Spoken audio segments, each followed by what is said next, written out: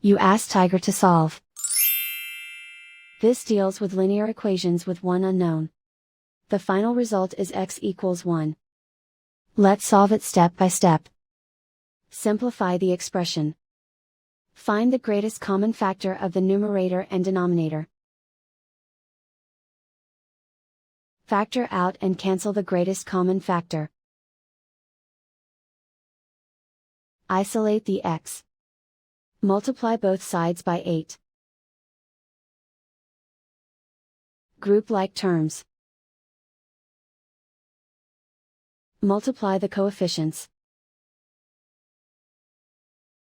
Simplify the fraction. Multiply the fractions. Simplify the fraction. And so the final result is x equals 1.